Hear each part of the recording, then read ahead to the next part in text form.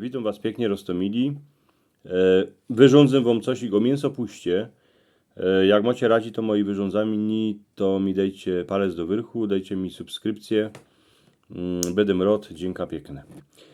Mięsopust będzie dziepro umy jesień, ale coś o tym posłuchajcie. Od Trzech Króli do Strzody Popielcowej na cieszyńskiej ziemi ludzie mieli mięsopust. To był wesoły czas, w którym się balandrowało, tańcowało, a kupa jodało.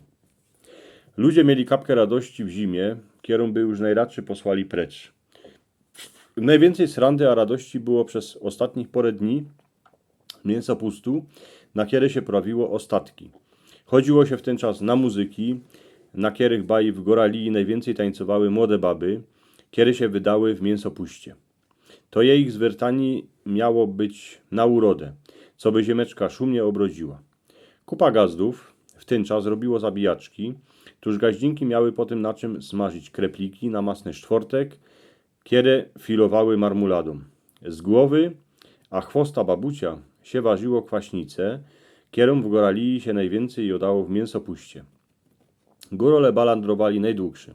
Zaczynali muzykę w sobotę, a kończyli we wtorek o północy.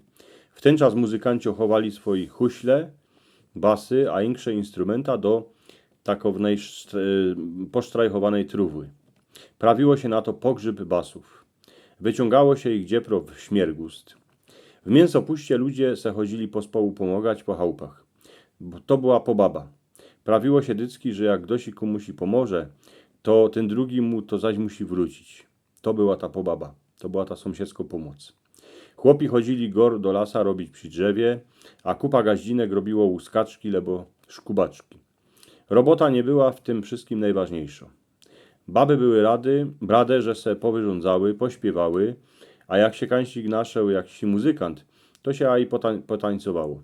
W Goralii gaździnki robiły przątki, na które wiele razy przyszł gajdosz, a chnet wszyscy pod łaszce zwyrtali. Wiele razy było tak, że na takownych przątkach synek zaczął mówić z ziołchą, a potem się użgalanili. Ludzie wierzyli, że w mięsopuście się nie śmiało wyciepować gnoja, bo myszy mogą potem zniszczyć urodę na gruntach. Nie śmiało się szyć, prząść, ani czosać wełny, bo potem bez mala jak człowiek umiero, to będzie go fez bolało w piersiach. W chałupie trzeba było poukludzać, a garus wynieść na zogrodę. Ukludzało się a i we stodole, a w masztali, bo ludzie mieli w mięsopust więcej czasu na robotę przy chałupie. W mięsopuście robota się mieszała z tańcowaniem, śpiewaniem, a dobrym jodłem. Nigdy przez cały rok się ludzie nie schodzali pospołu tak, jako w tym mięsopuście.